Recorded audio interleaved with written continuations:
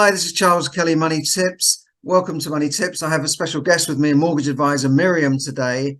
But before that, I wanted to talk about two things really. One is interest rates rising this week again in the UK. And secondly, that house prices have, according to the Nationwide, fallen again year on year by 4%, which is the highest fall, the fastest rate of fall in 14 years. I think I got that right.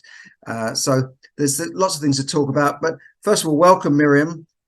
Thank you. Thank you for having me on, Charles. Great, and pleasure always, as always. I was going to say, how is business going for you? Are you busy on more remortgages, or how is purchases going? It's ticking along. Purchases are slowly picking back Okay, up. Not the same that's as good. last year, but it's slowly picking up again. But dealing mainly with remortgages and product transfers for a lot of clients whose deals are ending sometime this year or early next year. That's great. So it's good to hear that purchases that are still around, and maybe people are having to maybe reduce their price a bit to get the deal through. Is that happening? Are you getting any down valuations, for instance, with surveyors? I think people are a bit more, as the market's slower, people are a bit more open to negotiation on purchase price. Okay, But yeah, and the people are having bigger deposits as well because the borrowing's a little bit less. But yeah, okay. it's all balancing out. Yeah, I was talking to an equity release advisor yesterday at my networking, and he's doing a lot of equity release at the moment for parents and grandparents using the money for deposits for their children to buy. And of course, it reduces the value of their estate, and it's giving the money to them now when they need it. So it kind of makes sense. But I think that's where a lot of these deposits are coming from. I don't know if you've experienced that. A lot of clients do get help from friends and family, mainly, um, just because of obviously the house prices are still quite high, even though they're reducing. Yeah. It's the easiest way for them to get support and building up the deposit rather than just relying on savings alone. Yeah. Okay. So interest rates went up again yesterday, right? Yeah. 0.25%. So the base lending rate is 5.25%, but that doesn't necessarily equate to mortgage rates always, does it? Not like it used to. It, No, no. So a lot of people trackers do would, but think, and a lot of the time, when we see the Bank of England base rate go up, we do see mortgage interest rates go up as well. But it's not actually always directly linked, unless the mortgage is tracking the base rate, in which case, yes, it is directly affected. But in terms of fixed rate mortgages, there are a number of other factors as well. Things like swap rates and internal targets for banks and things like that. So there's a whole other, number of factors that are involved in that. So even though the base rate has increased yet again for the 14th time now, since the end of July, we've been seeing mortgage interest rates coming down again, which has been great. So, last month the average 2-year fixed rate deal was said to be about 6.41%. Now it's come down to about 6.28%. So it's slowly coming down, which is great for all of us. yeah, that is fantastic. And what about 5-year fixed rates? 5 years, so 5 years were close to 6%, last month, about 5.97, and now it's come down to an average of about 5.78. So they're falling by about 0.02% on average. You get a slightly lower rate on a 5-year, which used to than the 2-year. It used to be opposite. The longer you fixed, the more you pay. Now you seem to pay a bit. Yeah, I think with lenders, I'm guessing that they consider that 5 years is a safer bet for them. They've got that client's business for the next 5 years, so they're happy to offer a slightly lower rate for fixing for the 5-year period. However, I am personally seeing quite a few clients going for the 2 years because Right. they're hoping that the interest rates will come down again, and they're happy to pay a slightly higher interest rate for the 2 years just to have that flexibility on the other side to be able Yeah. to remortgage and potentially take advantage of a more competitive rate in 2 years' time. Okay. Well, I know the markets are expecting another rate rise, and one economist said rates could rise again, maybe peak at 6% and stay around 5% for the next year, which is pretty scary for people because a lot of people thought there might be this short, sharp shock of higher interest rates, inflation comes down, which it is, and then things would get back to normal. But it looks like we're entering a good few years of maybe higher rates, right? I mean, Yeah, with predictions, it's very hard. It's very, in my experience as a mortgage advisor, every time people have predicted something, usually something else, completely different has happened. And we have to think about it in terms of sort of the bigger picture. Prior to 2008, the Bank of England base rate was around 5% anyway, and it was 5% or higher for the longest time. What happened since 2008 up until sort of end of last year was actually quite unusual, and the normal was actually around 5-6% for the Bank of England base rate. Correct. Yeah. So I think if it does stay at that rate for the next few years, a big part of what we need to do is we need to adjust to that normal again.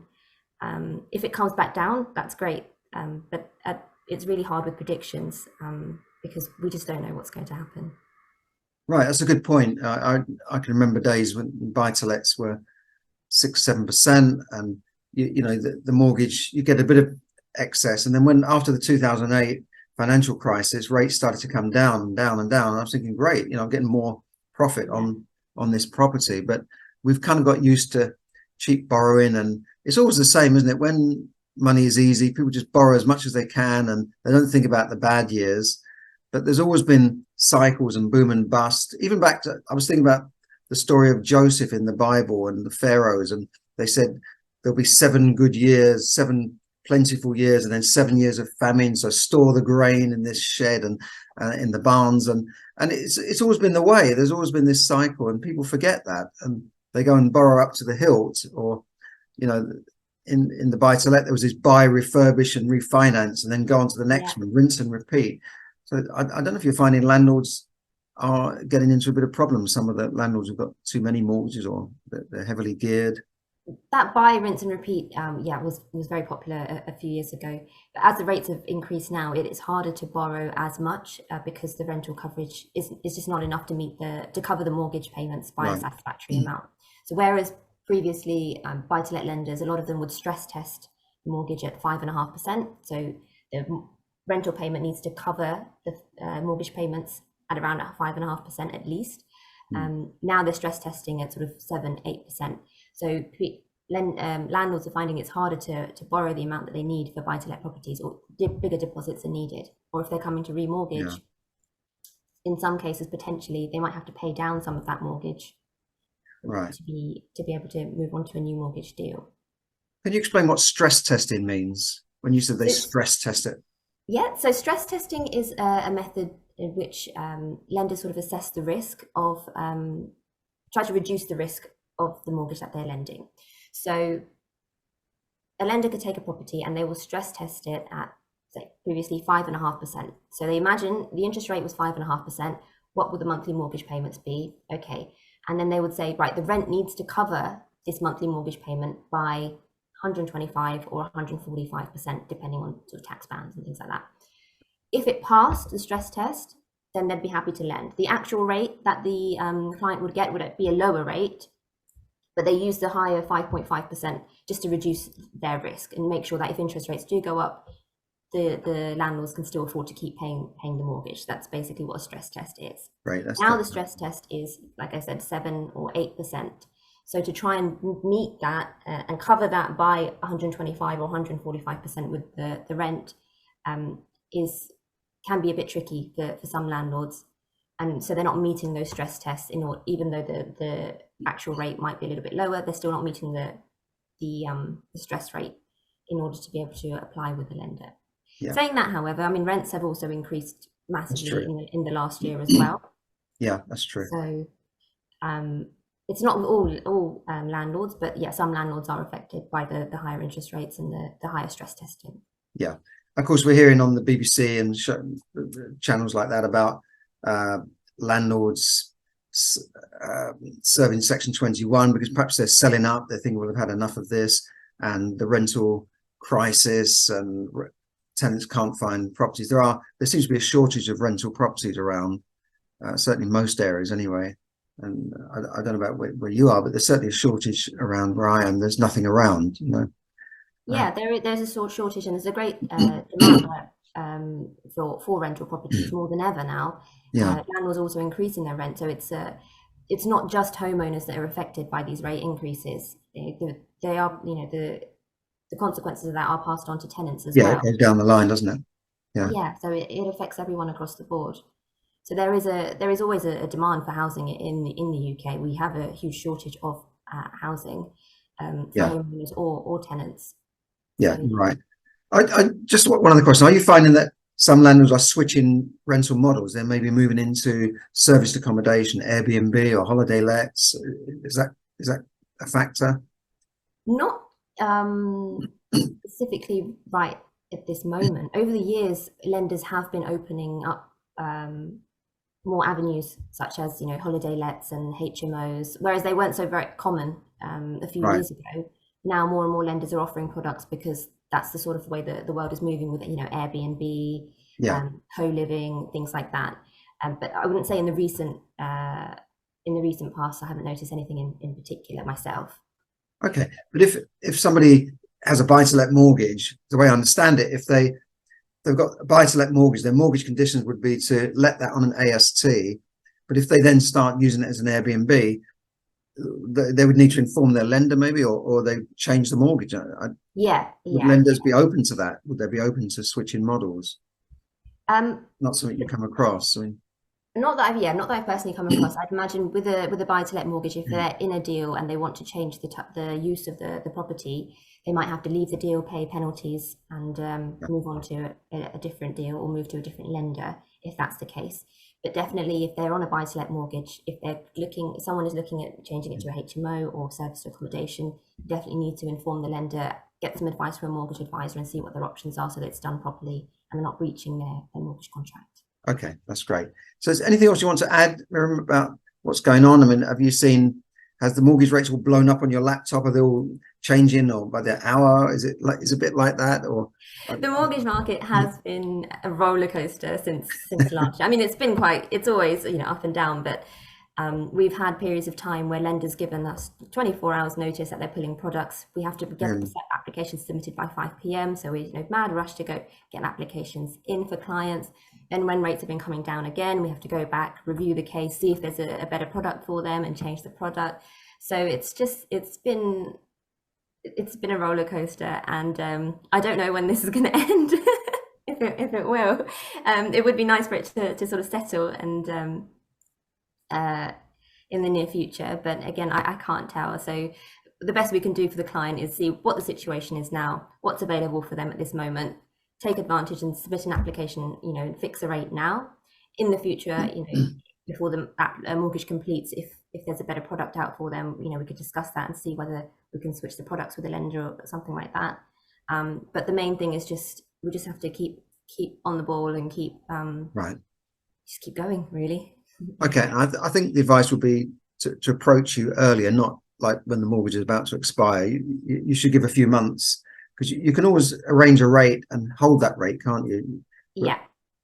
So generally, a rate is held once an application is submitted, and then when it gets to mortgage offer stage, the formal mortgage offer can be valid, depending on the lender, usually up to about 6 months. So we recommend that maybe reviewing your mortgage if it's coming to an end at least 6 months in advance. We can secure a rate now. If things change within the 6 month period, then we can always go back and have a look and see if we can do something different. But if not, at least you know that you've secured that rate, and when you'll come off your deal in 6 months' time, you've got a rate there, rather than going on to the standard variable rate, which is about 7-8% now.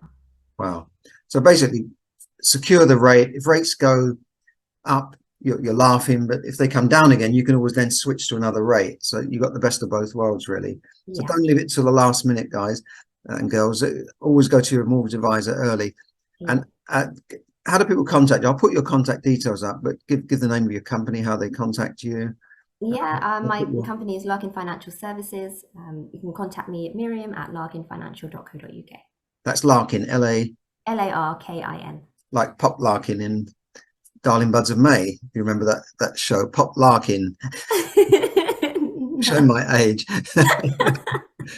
Larkin is in larking around, but larking around. We are serious about mortgages. Larking, but not larking around with your mortgage. Or no.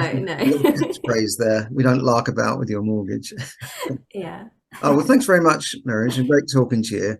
And you're welcome to come back and talk about any updates in the future. But yeah, so big news this week. House prices are still falling. This is according to the Nationwide. Right? These are figures based on their mortgages only. It's not the official Land Registry ONS figures, but it is an indication that the market is slowing down and people are having to be more flexible with their prices, I guess. So we'll have to see how things develop, because we don't know what the government will do to stimulate the market again. I think the government are trying to get the banks to help people, aren't they? They are trying to encourage the banks to help people out. They have been talking to the banks, right? Yeah, so obviously there are a lot of people that will be struggling with the mortgage this year, well, this time, and might not necessarily have other options. Even if they do stay with the existing lender, they might be having troubles making mortgage payments. So the government are encouraging a lot of lenders to give people options. So things like potentially, 6 months interest only payments, just to give them a bit of breather, give them a bit of time. But it's entirely up to the lenders. What we always encourage is, if you're with a lender and you're struggling, just get in contact with them as soon as possible, because they are there to help. They don't want to take your home away from you. But the earlier you can ask for some help, hopefully the better that they can support you. Yeah, because the last thing you want to do is miss a payment, and then it will affect your credit record, your rating, and your credit file. If you miss a payment, that's considered to be arrears, and it will go on a record. So if you try and remortgage even 6 months, a year down the road, it could affect you, I guess. Yeah, exactly. It will adversely affect you when you come to remortgage. If you even sell your house and go into renting, there'll be checks on your credit file. So it will impact you in many ways. So by all means, do not miss mortgage payments. Okay, and interest only means that you're not paying back capital. Most mortgages are for residential capital and interest. So your payment is made up of capital repayments, paying the money back, and interest. But when you switch to interest only, your payments could come down, right? The payments will come down because you're only paying the interest portion. But yeah, the capital repayment, the capital element of your mortgage will still stay the same. So you're not paying down your mortgage, you're just paying the interest. So in the short term, it may help because it will help you with cash flow. Your mortgage payments will be lower. But yeah, you have to bear in mind that you're not paying down the actual balance of the mortgage. And the interest, will accrue. That's good advice, because I did meet someone recently that she was in the mid-50s, and she had this mortgage, which she didn't understand it at the time. It was interest only. So she's coming to the end of the mortgage term, and she hasn't paid back any capital. And she hasn't got the money to pay it. She doesn't want to sell her property. And because of her age, it's not that easy to remortgage. So do watch that if you've got an interest-only mortgage. I know a lot of buy-to-let landlords have interest-only mortgages, but on your home, it can be a big problem. That's why I think they don't encourage interest-only mortgages in the long run for home purchases, for residential mortgages. Yeah. No, I think there was a time in the past where it was quite common, but not so much anymore. For buy-to-let, it's different because it's for a business purpose, and at the end of the day, you can always sell that property to pay off the mortgage. Because when it's your main residence, it's much more difficult, and it's generally not encouraged. Okay, right. I'll leave it there, Miriam. I know you've probably got loads of clients to go and find remortgages for and solve problems for. So thanks very much. Have a great weekend ahead. And if you're out there and you need any mortgage advice, go to Miriam at Larkin Financial Services. And I'll put the details up on the notes, and do approach them early, and you can always have a chat with somebody like Miriam, because I'm sure you'll do a free initial consultation to allow people to see what they could get, what they can do. But it's very important to talk to people. So thanks very much. Thank you so much. Hi, this is Charles Kelly. Look, if you've enjoyed my content there on my podcast, please do like and share it and get it out there to the world, and subscribe to my channel, whichever channel you're watching this on. Now, with all this stuff going on in the world, interest rates rising, inflation, and all that sort of thing, it's never been a better time to learn more about money and finance. And it's never been a better time to learn how to get control of your finances so that you can build real wealth for the future, and so that you can become financially free. And that's what it's all about for a lot of people. Not necessarily to become a multimillionaire or a billionaire, but learn how to build a secure wall around your finances, so that whatever's going on in the world out there, you and your family are secure. And I think we all want a sense of financial security, financial freedom, to be able to do the things we want when we want to do them. So with that in mind, I've got a free webinar next Wednesday, 8 p.m. Now, you might not catch next week's, but you'll catch the weekend after, depending on when you're watching this. But it's usually Wednesday, 8 p.m. And I take you through 3 steps to financial management and financial success. And I'll take you through a step to help you get control of your finances, to learn more about finances, and help you build real wealth for the future, so that you can become financially free. So do check that out. and there'll be a link there below to register for it, and I'll see you there. Thanks a lot. This is Charles Kelly, Money Tips Podcast.